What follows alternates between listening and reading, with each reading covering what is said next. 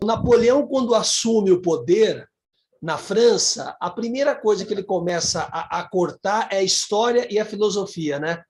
Tem alguma Aham, coisa nos militares, e não é só no Brasil, né? Acho que é no mundo inteiro, né?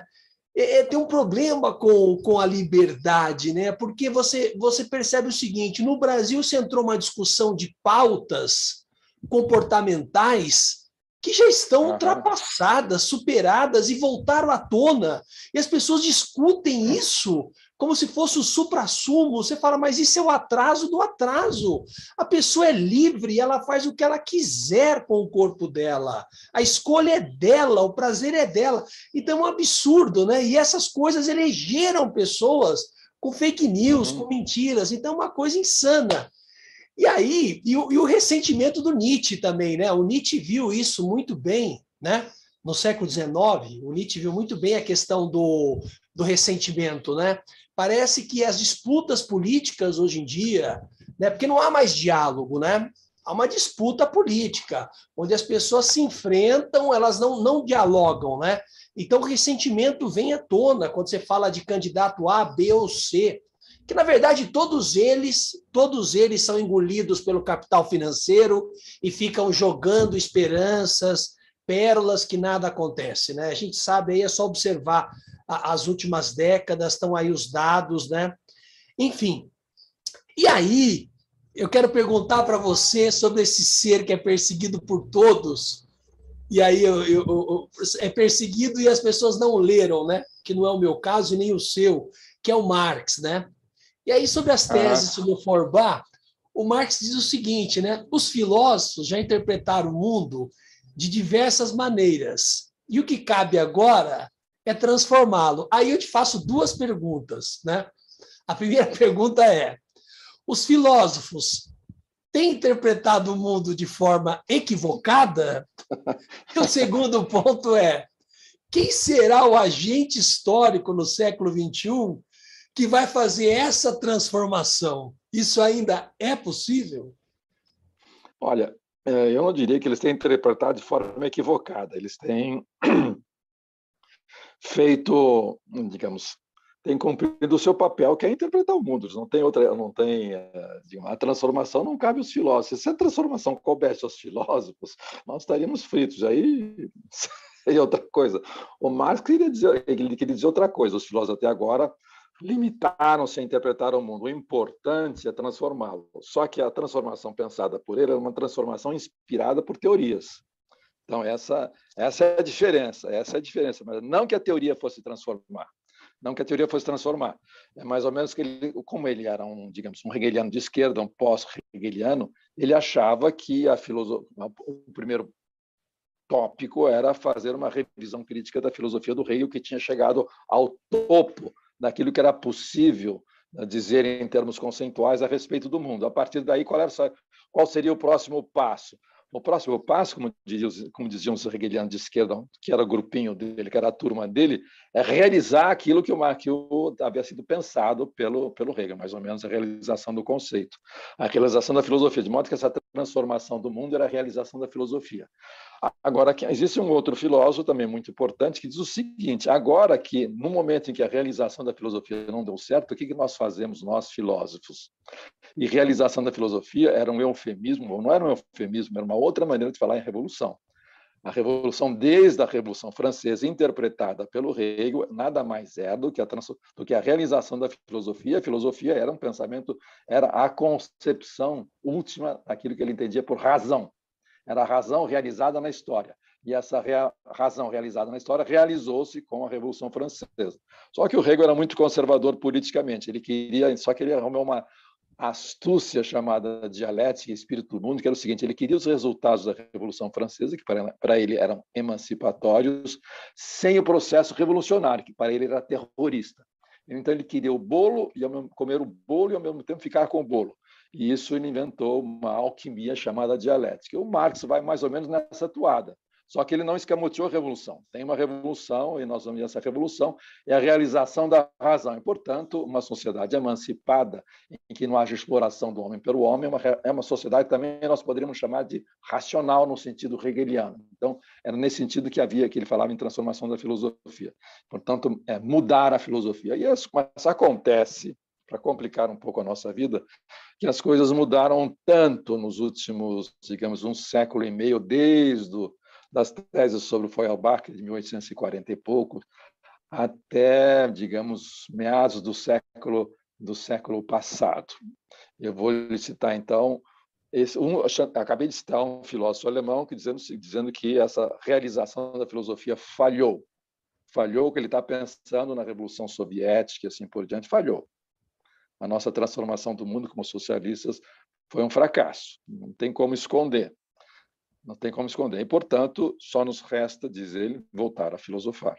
Esse filósofo alemão, que chamava-se Adorno. Não quero dar nomes, porque senão fica muito pedante. Mas um outro filósofo alemão também disse uma coisa, e depois eu vou citar um sociólogo, né, que está na moda atualmente, muito inteligente, embora meio conserva, europeu.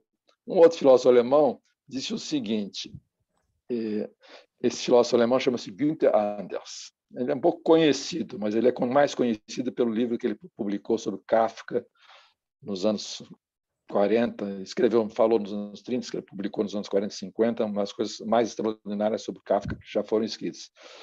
Ele disse o seguinte, a partir do dia 6 de agosto de 1945, o fim do futuro começou. E ele era de esquerda. Ele era judeu, imigrante, e quando emigrou para os Estados Unidos, ele foi operário. Vivia da mão para a boca. Então, ele era também de esquerda e socialista. Só que ele diz o seguinte, a partir de 6 de agosto de 1945, a partir de Hiroshima, o fim do futuro começou. E, portanto, nós vivemos numa época que nós chamamos de era atômica, em que o fim da humanidade está dado pela própria humanidade, por um artefato construído por esta mesma ciência que a ilustrou durante séculos. Portanto, nós não temos futuro. Nós não vivemos mais numa época, quer dizer, nós vivemos num prazo. Só que esse prazo, nós não sabemos qual é o término, o prazo da validade dele. Ele pode durar 1000 anos. Mas desde que a bomba for inventada, nós vivemos sob esse guarda-chuva da exterminação. Nós podemos de uma hora para outra, graças a 1000 fatores, a qual foram se acrescentando outros que ele não conhecia na época que formulou isso, como a mudança climática, as tecnologias disruptivas e assim por diante, as desigualdades sociais que podem deflagrar esse processo exterminista final, e nós nos tornaremos uma espécie de rocha rodando em silêncio na negritude do espaço sideral. De modo que, diz ele, a ideia revolucionária mudou de sentido. A ideia de revolucionário significa o seguinte, adiar este fim. Então, nós estamos destinados a um fim apocalíptico e a função da pessoa, digamos, antissistema é adiar esse fim. Portanto, ela é anti-apocalíptica por excelência. É uma coisa que os índios no Brasil sabem, não é à toa que foi publicado um livro, Ideias para Adiar o Fim do Mundo, do Ailton, que é índio. Bom, então, a ideia de transformação, diz ele, aí a conclusão da sua pergunta, para esse filósofo, a ideia de transformar o mundo não faz mais sentido. A ideia revolucionária por excelência é conservar o mundo existente, conservar a existência do mundo adiando o seu fim.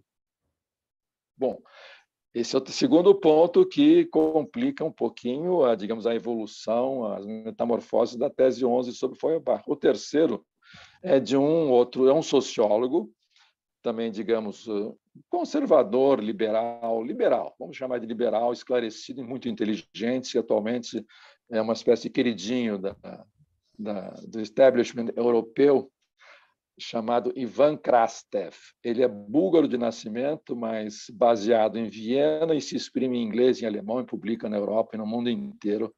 E foi, durante alguns anos, o queridinho da mídia europeia, que o chamava para opinar sobre tudo. Mas opinar sobre tudo principalmente para uma grande crise que todo europeu conhece muito mais do que nós, que é a crise migratória. A crise migratória deflagrada a partir das guerras no Oriente Médio, sobretudo a partir da guerra civil na Síria, enfim. A avalanche migratória que vem se precipitou sobre a Europa em 2014 e 2015, a grande crise, mais de 1 milhão de pessoas deslocadas por várias razões, das climáticas, a perseguição política, a fome e a procura de melhorar de vida, obviamente, porque os seus países tinham sido inviabilizados pela globalização. Bom, e esse sociólogo chamado Irvan Krastev, ele diz o seguinte: do nada, não é do nada, sem que haja nenhuma turbulência revolucionária percorrendo o mundo, há muito amotinamento, mas não revolução. Há muito protesto, que termina em tiro, balas, e mortes e prisões, mas não há revolução em curso. Ele diz: essa sociedade europeia e americana, na qual não rola nenhum tipo de processo revolucionário, deflagrou um processo antirrevolucionário, sem revolução. Contra quê? Contra a imigração. Contra a imigração. O inimigo, o subversivo, a ameaça do momento chama-se o imigrante. Qualquer que seja a sua reivindicação, seja um refugiado, seja apenas um imigrante econômico comum, seja um trabalhador imigrante contratado por uma empresa, ele passou a ser o inimigo porque essas sociedades temem aquilo que ela chama de a grande substituição da sua população por uma outra população. Só que, cinicamente, esse sociólogo ele diz o seguinte, pensando nos seus colegas e adversários esquerdistas, ele diz: a revolução do nosso tempo, diz ele, nós estamos assistindo uma contra-revolução sem que haja uma revolução prévia na Europa, que é a contra-revolução anti-imigratória, e que é a xenofobia que nós conhecemos, que está dando de tudo, de horror, no mundo todo. Diz ele: a revolução do nosso tempo, diz assim, não é que as pessoas queiram mudar a sociedade, eles querem mudar de sociedade. Então, milhões de pessoas, você imagina a energia de uma família ou de uma pessoa sozinha que atravessa a pé, que sai lá das montanhas do Afeganistão, atravessa a pé o Oriente Médio, a Turquia, a Grécia, entra na Europa, cruza a Alemanha para atravessar o Canal da Mancha e chegar na Inglaterra, 1 ou 2 anos depois, e mesmo assim ser deportado. Essa energia está movendo o mundo, e contra ela existe uma contra-revolução em movimento. Só que, diz ele, essa energia, que para nós seria uma energia social explosiva, é a energia de quem quer mudar de sociedade, não mudar a sociedade. Ele quer se integrar na sociedade inglesa, que não é flor que se cheire. Ele quer se integrar na sociedade alemã, ele quer se integrar na sociedade francesa. Ele quer mudar de sociedade. E isto é o que está movendo, segundo esse sociólogo, é o que está movendo o mundo, não é a transformação da sociedade. Então, a pergunta que fica para quem é de esquerda: como é que eu posso canalizar essa energia, que é uma energia jamais vista só nos grandes movimentos, só nos grandes momentos revolucionários na França no fim do século XVIII, na Rússia da segunda década do século XX e por aí vai. Como é que nós poderemos recalibrar e transformar, encontrar, ou não é capturar, não é manipular, não é dirigir, mas encontrar a fórmula, ou eles vão encontrar por si mesmo, de canalizar essa energia de mobilidade em energia transformadora. Porque eles, chegando nesses países de destino, muitos realizam um sonho e se encaixam nessa sociedade de produção e consumo. A maior 90% não se encaixa. 90% se torna pária quando consegue ficar e não é deportado. E são esses párias que são os novos pobres do mundo, concentrados nas metrópoles, portanto, toda a periferia do mundo está concentrada nas assim chamadas cidades globais, Londres, Nova York, Paris, Berlim e por aí vai. Eles estão lá. A periferia está dentro da Europa. Os radicais, os islâmicos, os radicalizados estão na Bélgica, estão na França, estão na Espanha, eles não estão nos seus países de origem. Só que, digamos, propriamente explodir as outras pessoas não é propriamente uma ação revolucionária, é outra. Mas a energia que leva a explodir ou a se explodir, porque eles são eles são kamikazes, em última instância, é a mesma energia que os fez atravessar o mundo. Só que esses digamos, que nós chamamos de radicais, os novos radicais, eles não atravessaram o mundo, eles nasceram lá. Eles são periféricos dentro dos seus próprios países. Esses ditos terroristas, os radicais, eles se radicalizam na França, na Bélgica, na Espanha. Eles estão lá dentro, eles são espanhóis, são cidadãos espanhóis, franceses e belgas, só que são cidadãos de segunda categoria. E essa segunda categoria, aí são manipulados eles são, digamos, comandados por estratégias políticas que os usam como bucha de canhão. Eles querem, no caso, por exemplo, no caso do terrorismo francês, eles querem provocar uma guerra civil na França. Guerra civil na França, matando, digamos, árabes contra árabes, fazendo com que eles se sintam indesejados, massacrados, oprimidos e provoquem, portanto, uma reviravolta na França. O romance do Houellebecq, chamado Submissão, é sobre isso. É muito interessante. É muito interessante porque ele, como ele é cínico, ele ironiza a respeito disso. O romance Submissão simplesmente ele mostra como um árabe, digamos, um muçulmano moderado na França, que existe, acontece, a maioria deles são moderados, são cidadãos franceses como outros qualquer, ganham as eleições no segundo turno e ganham da Marine Le Pen, por exemplo, ganham da extrema-direita. Há uma pequena convulsão social, mas a sociedade francesa aceita, se submete. O Houellebecq é um conservador nato, se submete a um presidente islâmico. E esse presidente islâmico, ele abdica, digamos, ele abdica de exercer o poder diretamente. Ele só exige uma coisa, o controle do Ministério da Educação. E as mulheres não trabalham mais. Então, as mulheres voltam para casa. E as mulheres saem do mundo do trabalho e aumentam o emprego. E a educação é subsidiada pelos sheiks árabes que nadam em petrodólares. Então, o PIB da França cresce. Ele institui a poligamia. As mulheres voltam para casa, são submissas, mas sobram vagas nas universidades, porque elas não estão mais dando aula. Então, há uma espécie, é uma caricatura, é claro, mas é uma espécie de, olha, ele quer dizer o seguinte, não se assuste, talvez nós chegamos a um ponto tal que, pior que isso, só a ocupação durante o nazismo. Uma ocupação, que não é uma ocupação propriamente dito, é um outro tipo de coisa árabe, pode ser para nós uma espécie de alívio, porque vai sobrar dinheiro, vai sobrar emprego, as mulheres serão, digamos, cordatas, para não dizer fiéis e submissas, os homens mandarão, a educação está nas nossas mãos, é uma educação moderada, não vamos aplicar a Sharia, não vamos decapitar ninguém, não vamos lapidar ninguém, e a França volta a ser uma potência, uma nação rica, desde que ela reconheça democraticamente que a maioria elegeu um presidente muçulmano, moderado, mas é um presidente muçulmano e, portanto, a França faz parte dos países muçulmanos. É divertido isso. Mas é o resultado de mudar de sociedade, não mudar a sociedade. Essa mudança de sociedade dos árabes, que começa com a colonização francesa no século XIX, culmina numa França muçulmana próspera.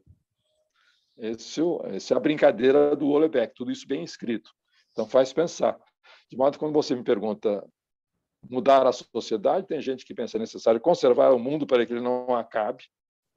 Tem gente que pensa que é mudar de sociedade, mudar de país, e por aí vai. Então, digamos, a sociedade... Convenhamos que era muito mais simples quando nós sabíamos o que fazer. Hoje nós não sabemos mais, não está escrito nas estrelas o que fazer, nós temos que inventar.